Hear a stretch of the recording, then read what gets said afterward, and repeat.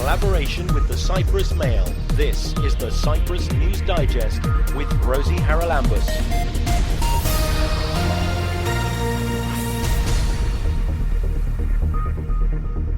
Coming up this week, proposals for a minimum wage in Cyprus exclude some of our most vulnerable workers. These are the most vulnerable and impoverished social groups in our country. They don't even have the right to organize themselves into trade unions. 5G now covers the whole of the island. Much bigger speed when it comes to connecting to the internet with 5G, with much less delay.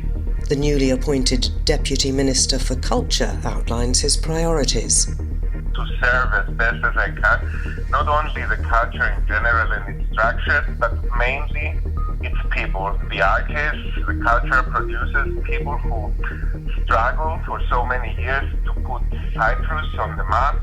And International Thalassemia Day is on Sunday. On Sunday, more than 48 countries around the world are actually honouring these days, mainly through blood donor campaigns and educational events on what thalassemia is. At long last, it seems that Cyprus is going to implement a minimum wage policy, and announcements were made last week about what it would entail. Quite shockingly, it apparently excludes domestic workers and people working in the agricultural sector. Now, as anyone familiar with Cyprus knows, most of the people who work in those sectors are in fact third country nationals. So why are they being excluded? The Union of Doctoral Scientists in Teaching and Research, known as THE here, issued an announcement condemning the fact that these were going to be excluded from the minimum wage. THE's president is Christos Hadjiioannou, and he joins us now. Christos, thanks very much for your time. I was shocked, I have to say, when I read that we were going to introduce a minimum wage. We're one of the few countries, I think, in the EU that doesn't have one.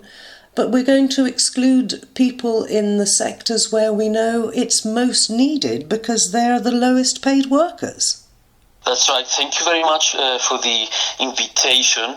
And I should say that while I am speaking in my capacity as the president of the Union of Doctoral Scientists in Teaching and Research, I will specify what is the position of THE, the trade union I represent, and where it's my own personal opinion.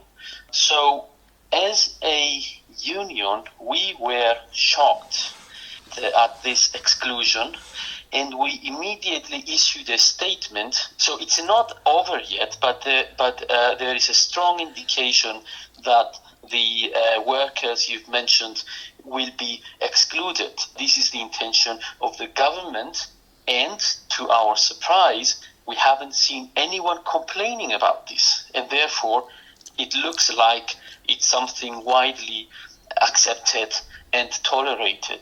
So as a union, we issued a statement in which we expressed our revulsion at this intention of the government to exclude these people in the agri-food sector and domestic workers for many reasons.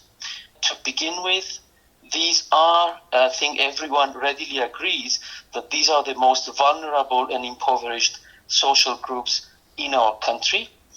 They don't even have the right to organize themselves into trade unions, and therefore responsibility to protect these people or to empower them falls onto Cypriots and other trade unions like ours.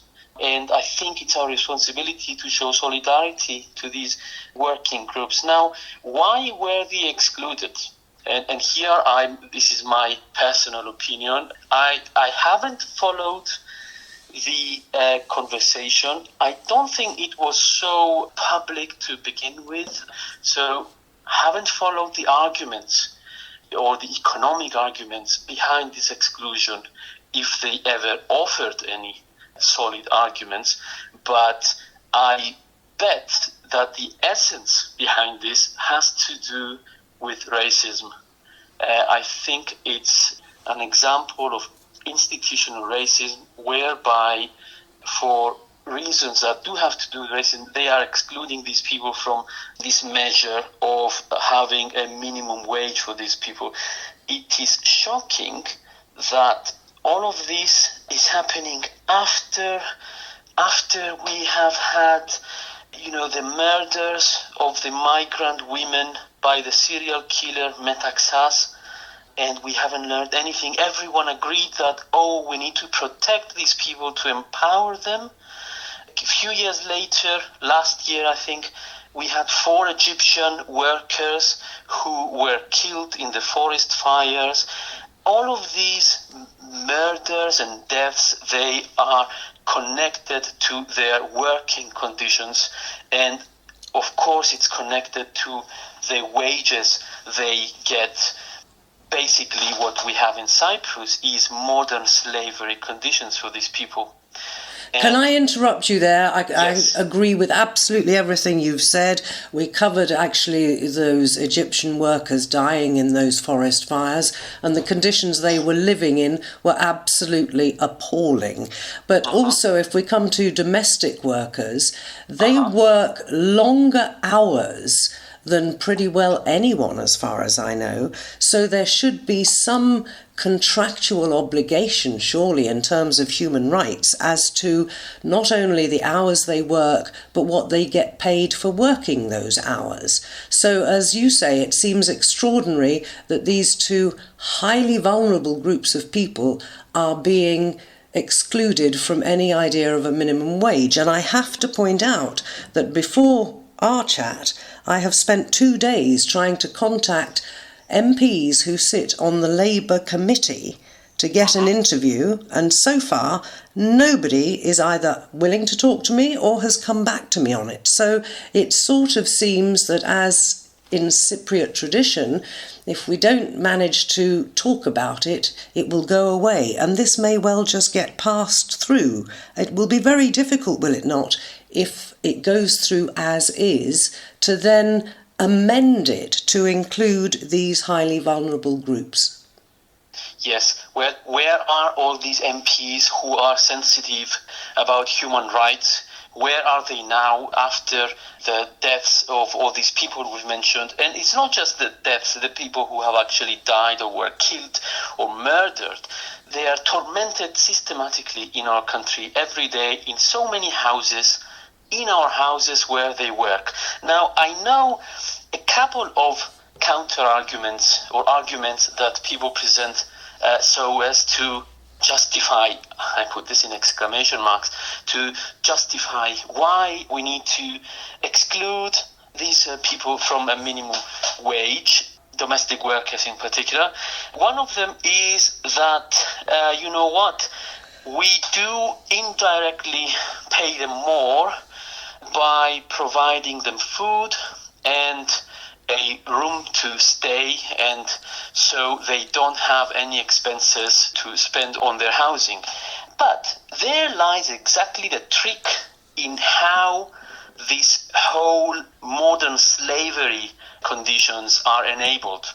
And it's the fact that by offering these people a room to stay in the very house where it's actually their workspace, what you have is you cannot clarify anymore when is a working hour and when there is a non-working hour, their own personal time. They're on call the whole time, aren't they? We're going to have to wrap this up, I think. Another issue has to do with the welfare of elderly people, that if they institute a minimum wage for these workers, then we will have a drop in welfare of elderly people, Cypriots in particular. But that's a separate issue that the government has to take care of. We don't enslave people so as to improve the quality of life of other people. And we should add as well that, as far as I'm aware, domestic workers pay social insurance, which in many of the countries they come from when they return to is not in any way contributing to pensions. So they're in a sense doing a double whammy, aren't they? That's right, yes, that's correct. I am aware of that, yeah. Well, it's been a pleasure talking to you. We have to wait and see, I guess, whether or not this very contentious legislation does actually go through. Christos Hadjiioannou, President of DEDE, the Union of Doctoral Scientists in Teaching and Research. Thanks for joining me. Thank you very much. The Cyprus Telecommunications Authority announced earlier this week that Cyprus had become the first EU member state to become fully 5G. It happened in one of the remote villages in our mountainous area, and to tell us how long it's taken to get this far is the spokesperson for CETA, Lefteris Christou. Lefteris, it's something I think that CETA's been working towards for a long time, but it's a tricky situation in Cyprus with our mountainous terrain, isn't it? That is true. It's not the easiest geography to fully develop a new 5G network. So we're quite proud that we've managed to do that in a bit more than a year of work. And we are very happy that we were able to announce that at the last village on which we installed a 5G base station, and that was Psychopetra. And we made the announcement from Psychopetra just to keep the message out that we reached all the villages of Cyprus, no matter where they are, and no matter how much population they have. Right, and I think that the villagers themselves were pretty pleased, were they, to finally have the same service that the rest of Cyprus, and particularly the urban areas, have. Oh, yes, and yes, of course they are happy. At least based on the technology that they have nothing now less than urban people do. And this is a major step for them to try and get back, more people when they decide to go back to the villages and live and work. Yes, because a lot of the young people, of course, are leaving the villages, aren't they? Of course. And this is one big step that will help stop that situation. They will not feel like a children of a lesser god. They're equally privileged as the people living in urban areas.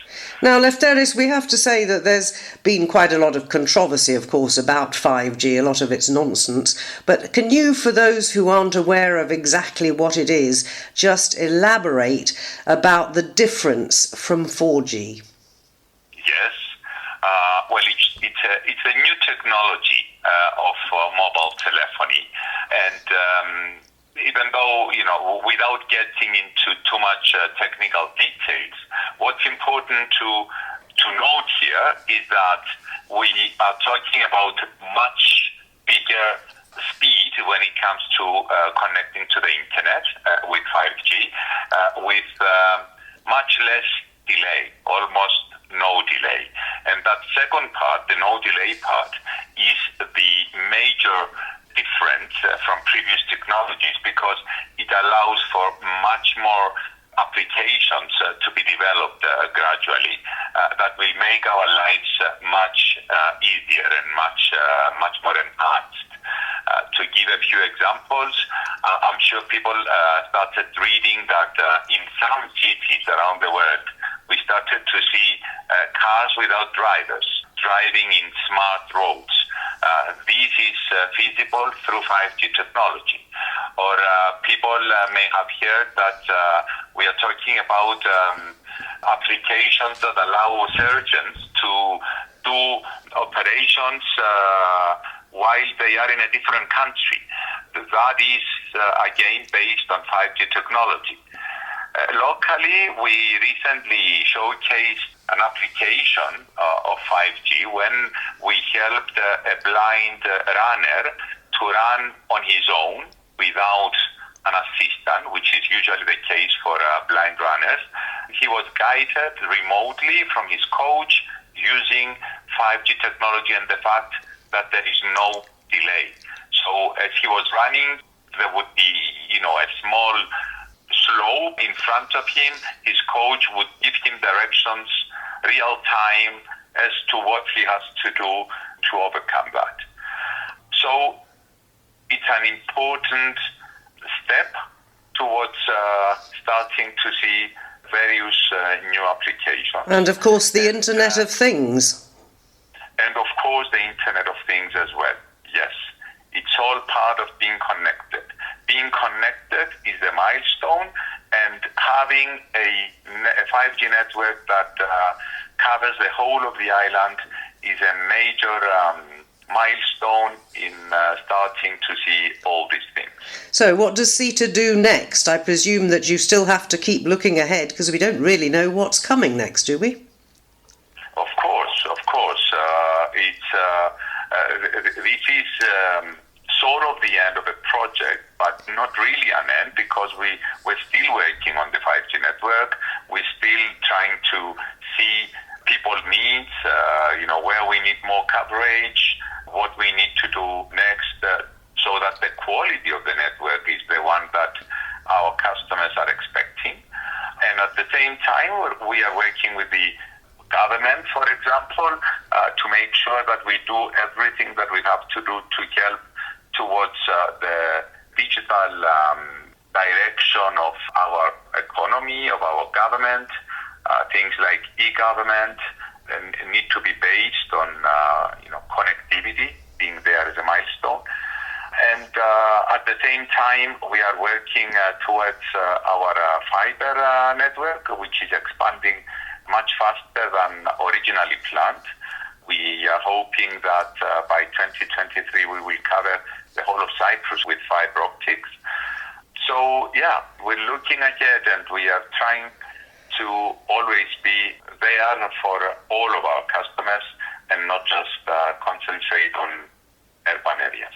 Lefteris Christou, spokesperson for the Cyprus Telecommunications Authority there, telling us about the final, if you like, bolt in the wood of Cyprus 5G coverage, which was completed with the installation of a base station in Psychopetra in the Pitsilia region of Cyprus.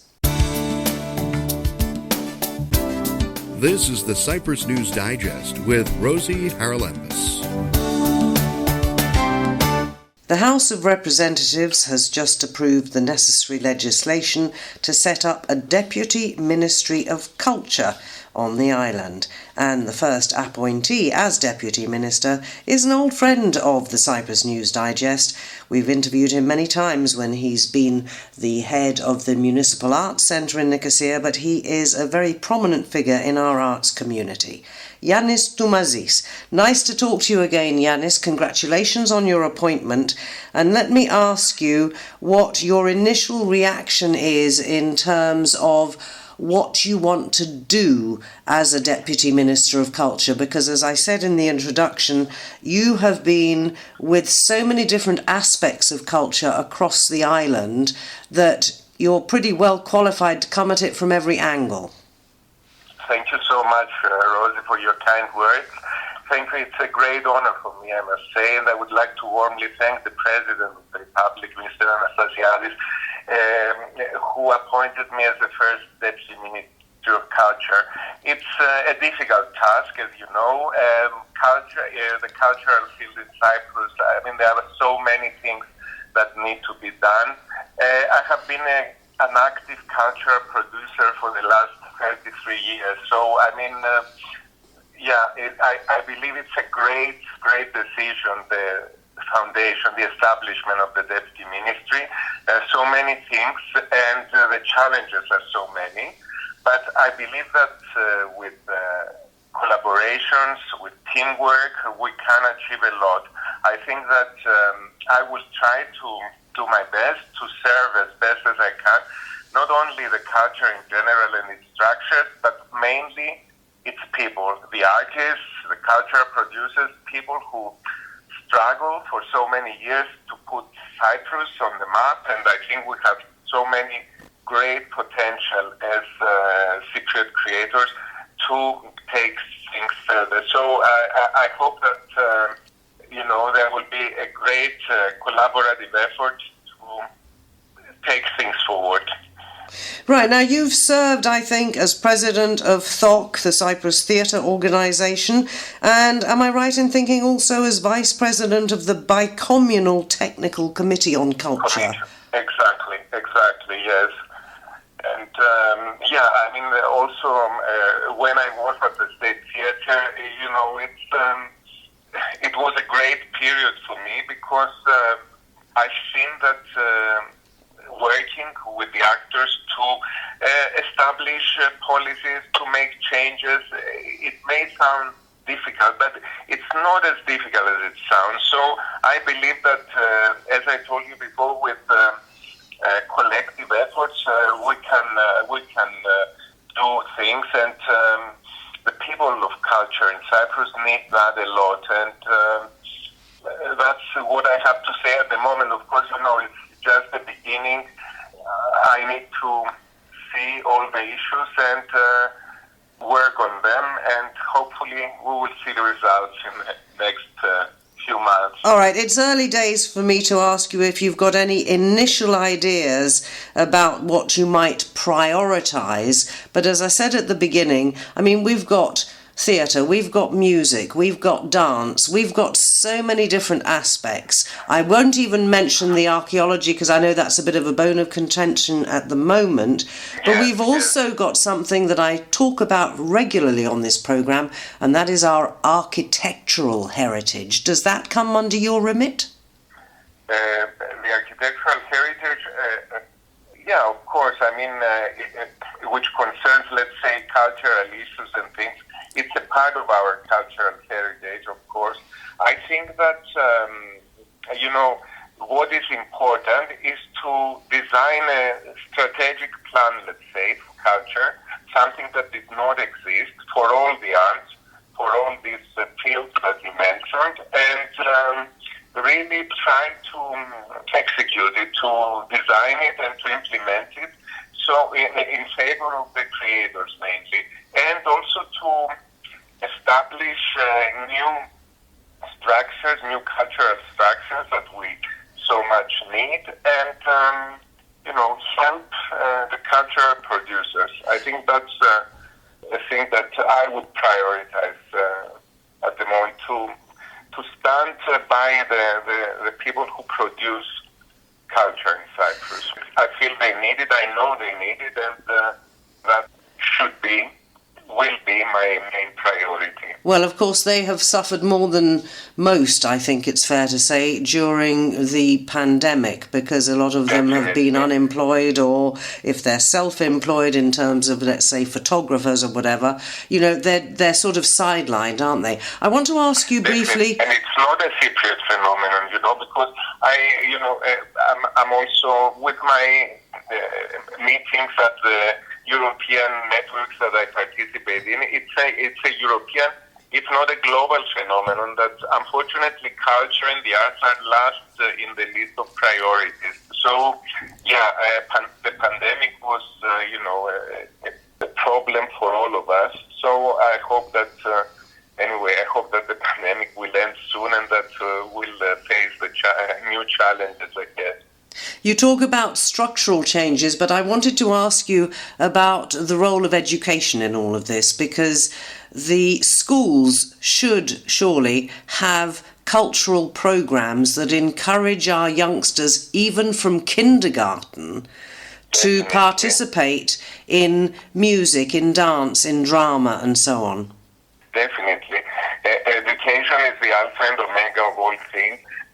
Culture should start cultural education anyway should start from as soon as we see light on this earth. But I think that more things should be done, and I will try to collaborate with the Ministry of Education now to make sure that culture is, and the cultural heritage as well, but also educational activities, educational programs related to arts and culture should be more promoted at schools. Yannis Toumazis, our newly appointed Deputy Minister for Culture, joining us on this week's programme. Thank you, Yanni. Thank you so much, Rosie. Sunday is International Thalassemia Day, and it's always marked here in Cyprus because over the years we've had many cases of thalassemia. So it's a pleasure to welcome to the programme Dr. Androula Eleftheriou, who's Executive Director of the Thalassemia International Federation. Androula, can you tell us what events you've got planned for Sunday? Because you mark this, I think, every year, don't you? During this day, there are many campaigns and educational events all over the world.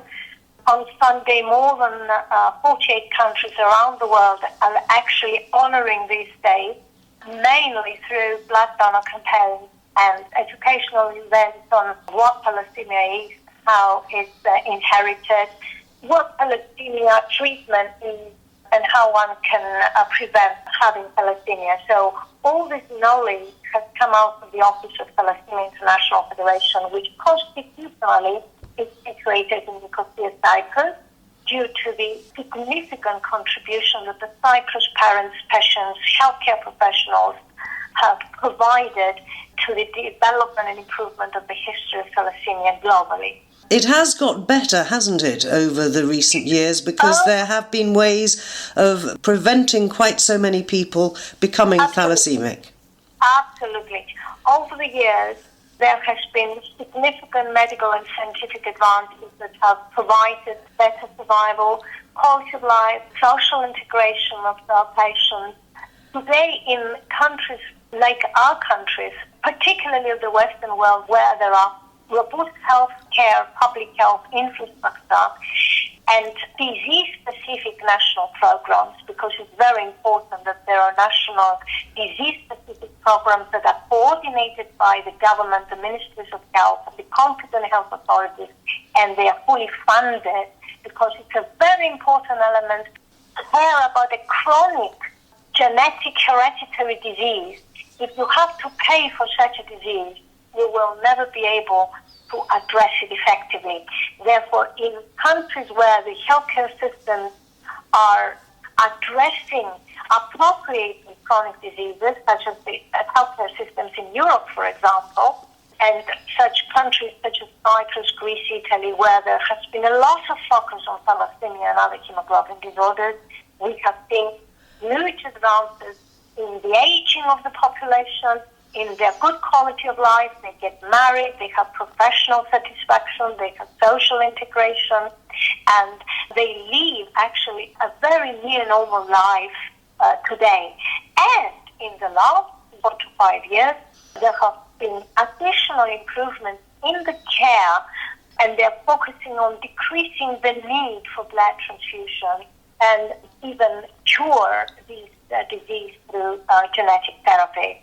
But in other countries outside the Western world, patients are dying prematurely, even before reaching the age of 20, because the healthcare systems in these countries are still not supporting chronic diseases. They are still out of pocket, and patients have to pay.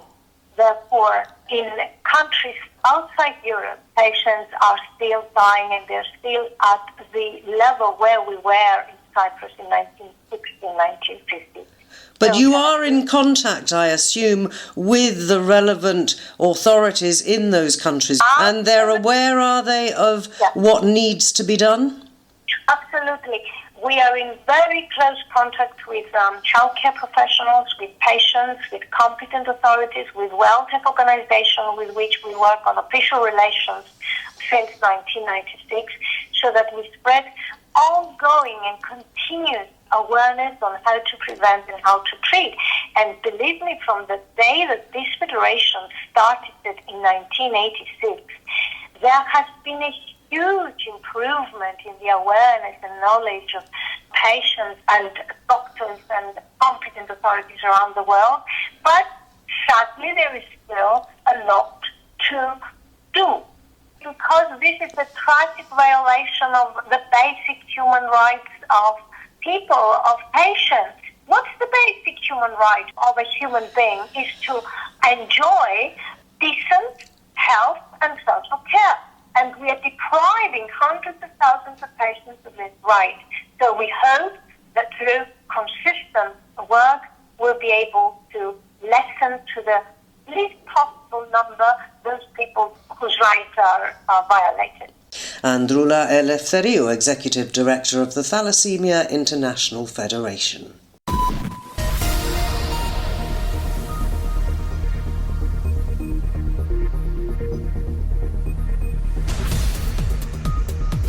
Well, that about wraps up this edition of the Cyprus News Digest. Many thanks for your company. Hope you'll join me next week. Till we meet again, take care and God bless. Bye-bye now.